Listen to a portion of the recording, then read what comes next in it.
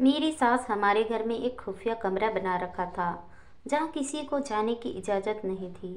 लेकिन हैरत की बात यह थी कि घर की नौकरानी को वहाँ भेज दिया करती थी। एक दिन मैंने नौकरानी के कपड़े पहन लिया और चुपके से खुफिया कमरे में चली गई। कमरे में पहुँचते ही सामने का मंजर देखकर मेरी तो रूह कांप गई, क्योंकि वहाँ तो मेरा नाम शालिनी है। जब मैं 18 साल की हुई तो मेरे घर में मेरी शादी की बातें होने लगी, तो मुझे दिल ही दिल में बहुत खुशी महसूस हुई। मैं खुद से ही शर्माने लगती और खूबसूरत सपने सजाया करती। लेकिन मुझे क्या पता था कि किस्मत मेरे साथ एक अजीबोगरीब खेल खेलेगी।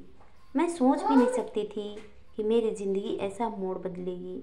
मेरे लिए आने वाले तीसरे रिश्ते को मेरे माँ बाप ने हाँ कर दी, इसलिए क्योंकि लड़के की फैमिली छोटी थी।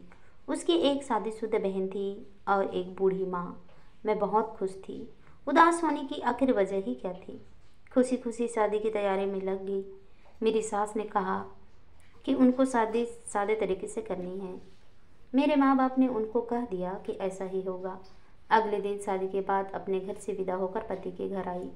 घर आकर मेरी सास मुझे मेरे कमरे में छोड़ने आई तो उनके हाथ में कुछ था। उन्होंने मुझे बिठाया, मुझसे पूछा कि मुझे कोई चीज़ चाहिए या नहीं, और फिर एक बहुत अजीब बात कही। कहने लगी, मुझे तुमसे बहुत ज़रूरी बात करनी है। मुझे अपने पोते की शक्ल जल्द से जल्द देखने का अरमान है, क्योंकि इस घर में बहुत खामोशी है। मैं चाहती हूँ कि इस घर में रौनक हो। तुम शादी के मौज मस्ती में बस मत रहना। अगर तुम्हारे दिल में भी ऐसा कोई ख्याल है तो उसे अपने दिल से निकाल दो। ये लड़की, मुझे इसी साल तुम्हारी औलाद चाहिए। और दूसरी बात, तुम घर में हमेशा ये जूते पहन के रखोगी। मेरी सास ने जूते दिखाते हुए कहा। मैंने जूते की तरफ देखा। वह जूते काफ़ी पुराने थे। मैं जूते को हैरान होकर देख रही थी। मेरी सास ने बताया कि ये जूते मैंने तब पहने थे जब मैं ब्याह कर इस घर में आई थी, और उसी साल ऊपर वाले ने मेरी गोद में प्यारा सा बेटा डाल दिया था।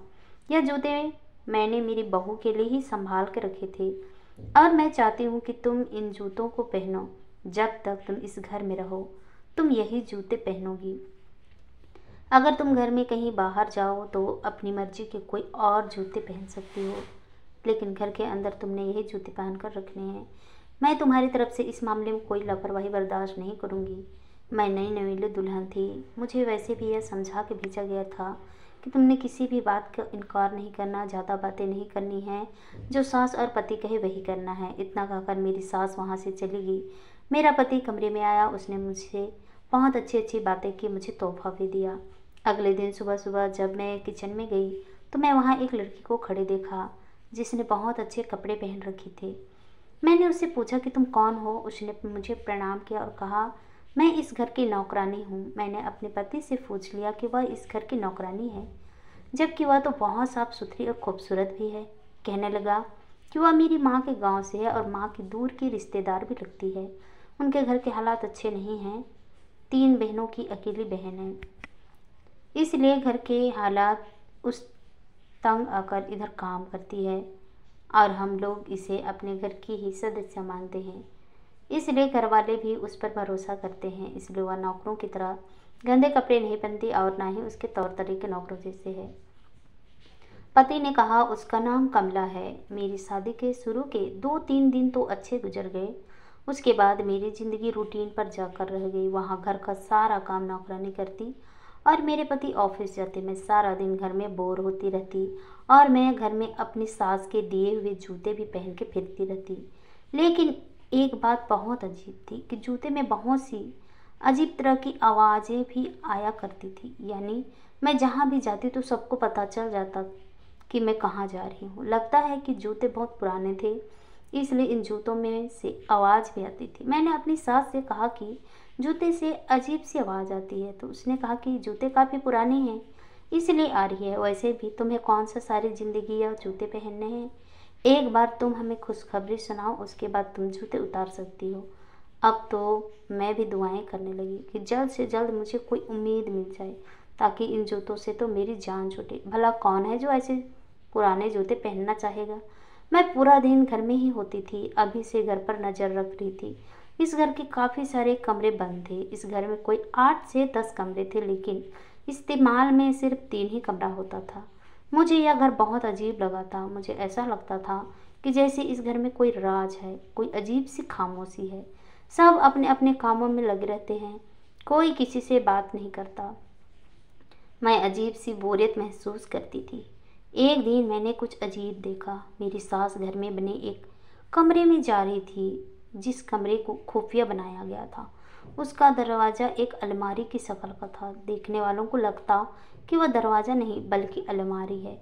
मैंने उनको वहाँ जाते हुए देखा तो मैं हैरान रह गई और उनके वापस आने का इंतज़ार करने लगी। इंतज़ार करते करते बाहर रखे सोफे पर ही सो गई। जो मेरी सास ने ही मुझे जगाया। क्या कर रही हो? ये लड़की, अपने कमरे में जाकर सो जाओ, अगर इतनी ही नींद आ रही है तो। मेरी सास हमेशा ऐसी ही बातें करती थी, लेकिन अब मुझे एहसास हो गया था उनकी फितरत ही ऐसी थी। वह सबके साथ ऐसी ही बात किया करती थी। मैंने उससे पूछा कि वह कहाँ गई थी, तो उन्होंने मुझे हैरान होकर देखा कि तुम क्यों पूछ रही हो कि मैं कहाँ गई थी। मैंने कहा कि मैं आपको देख लिया था, इस अलमारी के पीछे कोई कमरा है ना। मुझे पता है बड़े बड़े घरों में ऐसे कमरे बनाए जाते हैं। मुझे इस जैसे कमरों में जाने का बहुत ज़्यादा शौक है। मुझे ऐसी चीज़ देखना बहुत पसंद है। मैं आपके आने का इंतज़ार कर रही थी ताकि आप मुझे इस कमरे में ले जाएं। मुझे देखना है कि वहाँ क्या है। मेरी बात सुनकर मेरी सास के चेहरे का रंग बदल गया। कहने लगी कि तुम वहाँ जाकर क्या करोगी? मैंने कहा कि बस मुझे देखना है और कुछ नहीं। लेकिन उस कमरे में तो देखने के लिए कुछ भी नहीं है। वह कमरा तो बिल्कुल खाली है। मेरी सास ने जब यह कहा तो मैं हैरान हो गई और कहा, अगर वह कमरा खाली है तो आप पिछले 4 घंटे तक वहाँ क्या कर रही थी? मैं कब से आपका इंतज़ार कर रही थी। उसने गुस्से से कहा, ये लड़की, जाओ जाकर अपना काम करो। जो बात मैंने तुम्हें शादी की पहली रात की थी उस पर ध्यान दो। खुद बच्चों वाली हरकतें करना छोड़ दो। शादी हो गई है अब तुम्हारी, होगी तुम अपने माँ बाप की लाडली, लेकिन यहाँ तुम बहू हो मेरी और मैं ऐसी ही पेश आऊँगी। मैं तो हैरान और परेशान हो गई कि मेरी सास ने मुझे इतनी छोटी सी बात के लिए इतनी बुरी तरह डांट दिया। मैं अपने कमरे में चली गई। मेरा मूड आज बहुत ख़राब था। शाम को मेरा पति आया तो मैंने उससे सारी बात बता दी। क्या हो जाता अगर मुझे कमरे में जाने देती? तो मैं क्या वहाँ से कोई चीज़ उठाकर भाग जाती? मेरे पति ने कहा कि वह उनका कमरा है, उन्होंने वहाँ कुछ किताबें और कुछ चीज़ सजा रखी है, वहाँ पर वह किसी को भी जाने नहीं देती। मेरी सास तो कह रही थी कि वह कमरा खाली है और मेरा पति कह रहा था कि वहाँ पर मम्मी ने अपनी चीज़ रखी है। इन दोनों के बयान आपस में मिल नहीं रहे थे। मेरे पति ने मुझे बहलाकर बात ख़त्म कर दी, लेकिन इंसान की फितरत है, उसे जिस काम से मना किया जाए वह वही काम करने के बारे में सोचने लगता है और फिर उसके करने के लिए किसी भी हद तक जा सकता है। मेरे दिमाग में भी यह बात, मुझे किसी तरह यह राज जानने का भूत सवार हो गया कि इस कमरे के अंदर क्या है। लेकिन मेरी सास उस कमरे को लॉक करके रखती और दिन में 4 से 5 घंटे उस कमरे में वक्त बिताती। मेरे पति ने कहा कि उस कमरे में किसी को भी जाने की इजाज़त नहीं, लेकिन कमला उस कमरे में रोज़ जाया करती थी। अगर कमला उस कमरे में जाया करती थी तो फिर मैं क्यों नहीं जा सकती थी?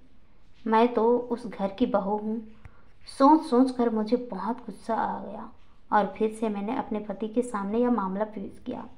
मेरे पति ने कहा कि कमला वहाँ सफाई करने के लिए गई होगी और कहा कि छोड़ो, क्यों तुम कमरे के पीछे पड़ गई हो, चलो मैं तुम्हें शॉपिंग पर ले जाता हूँ। और मैं समझ गई थी कि वह बात बदल रहा था। एक तो मैंने जूते से तंग थी कि उनके चोट से मेरे सर में दर्द होने लगता। मेरा दिल करता कि मैं बैठी रहूँ, ना इधर ना उधर जाऊँ, लेकिन मैं सारा दिन घर में बैठकर भी क्या कर सकती थी। थोड़ी बहुत चालाकी मेरे लिए ज़रूरी थी। मैं एक जगह पर नहीं बैठ सकती थी। बस आज भी इसी तरह इधर उधर कर रही थी कि मैं फिर से कुछ अजीब देखा। मैंने देखा कि नौकरानी उस कमरे से बाहर निकल रही थी और उसने काली चादर में कुछ छुपा रखा था। मैं उसके पीछे थी, लेकिन उसे एहसास नहीं था। वह काली चादर में कुछ उठाए हुए घर से बाहर निकल गई और बाहर पहले से ही एक रिक्शा मौजूद था, जिसमें वह बैठकर वहाँ से चली गई। आखिर वह क्या चीज़ थी? और फिर मैं उसका इंतज़ार करने लगी। आखिर उसे वापस भी तो आना है, वैसे भी वो इसी घर में तो रहती है। वह वापस आई तो भी उसने कुछ छुपाया हुआ था, वापस उसी कमरे में चली गई। मुझे यह भी पता चला कि कमला शादीशुदा है और उसके 2-3 बच्चे भी हैं और वह अपने बच्चों को अपने पति के पास छोड़कर काम करती है। अपने बच्चों को छोड़कर कौन आता है? एक दिन मेरे कानों ने कुछ आवाज़ सुनी। मेरी सास मेरे पति से बुरी तरह लड़ रही थी। तुम्हारे औलाद कब होगी? 1 महीना हो गया है। मेरी सास चिल्ला कर बोल रही थी। यह गुस्सा करने वाली कोई बात नहीं थी। 1 महीना होना कोई गुनाह नहीं था। मेरे पति ने कोई भी जवाब नहीं दिया, बस सुन रहा था। उसको समझा दो कि अच्छे से पूजा पाठ करे। अगर उसको औलाद ना हुई तो मैं उसे इस घर से निकाल दूंगी। पागल सी लड़की है, मुझे तो उसकी समझ नहीं आती। छोटे बच्चों की तरह हरकतें करती रहती है। मैं हैरान हो गई। अगर मेरी औलाद ना हुई तो यह मुझे इस घर से निकालेंगे। मेरे बारे में ऐसी सोच है इनकी, इसका मतलब है कि वह अच्छी इंसान नहीं है। मुझे मेरी सास से नफरत होने लगी। मुझे गुस्सा आने लगा कि मैं कुछ किया भी नहीं, फिर भी वह मेरे बारे में ऐसा सोचती है। मैंने इरादा कर लिया कि यह जो कुछ भी राज छुपा रही है, मैं सबके सामने सच्चाई लाकर ही रहूंगी, क्योंकि जिस चीज़ को छुपाया जाए वो कोई अच्छी चीज़ नहीं होती। मेरी सास का खुफिया कमरा जो वह सारी दुनिया से छुपा रही थी। मैंने अब चीज़ों को बहुत बारीकी से नोट करना शुरू कर दिया। मैंने देखना शुरू कर दिया कि मेरी सास उस खास वक्त में ही कमला को उस कमरे में भेजा करती थी। मेरे दिमाग में एक प्लान आ गया। बस मुझे उस प्लान को पूरा करने के लिए कमला के कपड़ों की ज़रूरत थी। मैंने सोच लिया कि कमला के कमरे जाकर उसका एक जोड़ा कपड़ा उठा लूँगी। लेकिन जब मैं कमरे की तरफ बढ़ी और उसके कपड़ों की तरफ बढ़ती कि मैं अपने पीछे किसी को खड़े देखा। वह मेरी सास थी। उनको वहाँ खड़ा देखकर मेरी तो जान ही निकल गई। वो मुझे हैरान होकर देखने लगी और कहा, क्या कर रही हो यहाँ? तुम्हारा यहाँ क्या काम है? तो मैंने कहा, मैं तो बस ऐसे ही चलते चलते यहाँ आ गई। मैंने किसी तरह से बात को संभाल लिया था। लेकिन मेरी सास वहाँ कहाँ से अचानक आ गई। अचानक ख्याल मेरे दिमाग में बिजली की तरह आया कि मेरी सास जरूर वहाँ कुछ राज छुपा रही थी। अगर वह कमरा खाली था तो वहाँ 4 घंटे गुजारना कोई आसान काम नहीं है। और खाली कमरे में भला इंसान 4 घंटे तक क्या कर सकता है? मैंने एक बार फिर से सास से कहा कि वो कमरे में कुछ नहीं, फिर भी मुझे देखना है। मैं बस देख कर वापस आ जाऊंगी। मेरी बात सुनते ही अचानक मेरी सास मुझ पर बरस पड़ी। बच्चों की तरह से जिद लगा रखी है। मुझे यह देखना है, मुझे वह देखना है। यह घर है, कोई पार्क नहीं है। जाओ अपने कमरे में अपना काम करो। जो बात मैंने तुम्हें शादी की पहली रात की थी उस पर ज़्यादा ध्यान दो। मैं सोचने लगी कि मेरी सास जरूर मेरे जूते की आवाज़ सुनकर वहाँ आई होगी। मेरा दिल बैठ गया। मैं जान गई इसलिए मुझे यह जूते पहनाए गए हैं, ताकि मैं जहाँ भी जाऊँ यह लोग मुझ पर नज़र रख सके, क्योंकि जूते के शोर की आवाज़ पूरे घर में गूंजती थी। मुझे अपनी अकल पर मातम करने का दिल किया। मैं उनकी चाल समझ चुकी थी, इसलिए मैं कैंची से जूता काट लिया था और मैं यह कहने लगी कि यह टूट गया है, इसलिए मैं इनको पहन नहीं सकती। अब मैं जूतों के बिना कमला के कमरे में गई और उसका एक कपड़ों का जोड़ा उठा लिया। मुझे कमला को भी वहाँ से गायब करना था। मैंने कमला को सामान की लिस्ट बनाकर दे दी और उससे कहा कि जाओ जाकर सामान ले आओ। उसने कुछ सवाल नहीं किया, ना जवाब। वो चली गई। फिर मैं उसके कपड़े पहनकर किचन में खड़ी हो गई और सब्जी काटने लगी। मेरा मुंह दूसरी तरफ था कि मेरी सास ने आकर कहा कि तुम अभी तक यहाँ खड़ी काम कर रही हो? चाबी यहाँ पड़ी है। मैंने उनकी तरफ नहीं देखा और हाँ में सर हिला दिया। मेरी सास चाबी सेल्फ पर रखकर वहाँ से चली गई। मैं जल्दी जल्दी चाबी उठाई और उस खुफिया कमरे की तरफ गई। मुझे बहुत डर भी लग रहा था। इस कमरे में जाने क्या होगा, लेकिन मेरे पास यही एक मौका था। मुझे टाइम बर्बाद नहीं करना था। फौरन चाबी ले तकरीबन भागते अंदाज में उस कमरे की तरफ बढ़ी और उसका दरवाज़ा खोलकर आगे बढ़ के नीचे सीढ़ियों से गई। वो केवल कमरा नहीं था, बल्कि एक खुफिया कमरा था। अब तो मुझे भी डर लगने लगा कि जाने क्या होगा। मैं नीचे गई तो सामने का मंजर देखकर कांप गई। वहाँ एक औरत थी। उसकी हालात बहुत ख़राब लग रही थी, जैसे किसी ने उसको बुरी तरह पिटाई की हो। वह भी मुझे देखकर हैरान हुई और मेरी तरफ हाथ बढ़ाकर मदद के लिए बुलाई। मुझे जाने क्यों उस औरत से डर लग रहा था। उसकी हालत बहुत बुरी लग रही थी। वो औरत तो जवान थी लेकिन बीमार लग रही थी, जिसके कारण उसका शरीर बूढ़ा लग रहा था। हाँफते आवाज़ में बोली, मुझे यहाँ से निकालो, मुझे यहाँ से बाहर निकालो। मैंने देखा कि उसके पैर में एक जंजीर बंधी थी। मैं फौरन उसकी तरफ बढ़ गई और उसके पास से जंजीर निकाला। जो चाबी मुझे मेरी सास ने दी थी उसमें जंजीर की चाबी भी थी। मैंने उससे पूछा कि वह कौन है, तो उसने कहा कि वह अमित की बीवी है। मेरे कदमों से ज़मीन निकल गई, क्योंकि अमित तो मेरे पति का नाम था। मैंने कहा कि तुम्हें यहाँ कैद किया है। उसने कहा कि मुझे मेरी सास ने मेरी रूह कब की। फिर उसने मुझे सारी बात बताई कि यह लोग बहुत गरीब थे। मुझे अमित से मोहब्बत हो गई और उसने मुझसे शादी कर ली। यह मेरा घर है, इन लोगों का नहीं। मेरी सास मेरी जायदाद और घर अपने नाम लिखवाना चाहती है और अमित भी उसी का साथ दे रहा है। लेकिन मेरे माँ बाप की वसीयत के कारण वो लोग मुझे मार नहीं सकते, क्योंकि हर महीने मेरे साइन होने के बाद ही इनको इंश्योरेंस के पैसे मिलते हैं और मेरे माँ बाप की वसीयत के मुताबिक दुनिया में मेरी और अमित की औलाद आएगी तो मेरी सारी दौलत मेरे औलाद के नाम हो जाएगी। लेकिन डॉक्टर की रिपोर्ट के मुताबिक मैं माँ नहीं बन सकती। अब सारी कड़ियाँ मेरे दिमाग में जुड़ने लगी थी, इसलिए उन लोगों ने मेरी शादी अमित से करवाई और पहले ही रात मुझे औलाद पैदा करने पर जोर दे रही थी। मेरी औलाद को वो लोग कभी नहीं मारते, क्योंकि उसके बगैर उनको पैसे नहीं मिल सकते थे। लेकिन अगर एक बार इनको औलाद पैदा करके दे देती तो फिर मैं उनके लिए बेकार थी। तब यह लोग या तो मुझे भी इसी तरह इस कमरे में बंद कर देते या फिर जान से मार देते। मेरे तो हाथ पांव फूल गए। मुझे कुछ समझ नहीं आ रहा था। उस औरत ने मुझे कहा कि यहाँ से निकलना होगा। मेरे चाचा वकील हैं और वह बहुत बड़े वकील हैं। मेरी खबर मेरे चाचा को पहुँचा दो तो सब ठीक हो जाएगा। लेकिन मेरे चाचा इंडिया में नहीं होते। ये लोग मुझे उनसे बात भी नहीं करने देते। मुझे कुछ देर लगी अपनी हालात संभालने में।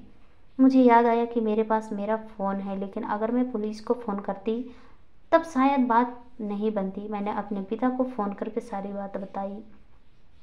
उस महिला को भी फ़ोन दिया कि वह अपने चाचा से बात करे। उस महिला ने कॉल की। उसके बच्चे इंडिया में ही रहते थे। उन लोगों ने भी कहा कि वह वहाँ पर पहुँच रहे हैं। यह समय मेरे पति के आने का था। मैंने उस कमरे को अंदर से लॉक कर दिया, क्योंकि अभी बाहर जाना हम दोनों के लिए ठीक नहीं था। मैं रोने लगी कि मैं इस घर में कितने ख्वाब सजा कर आई थी।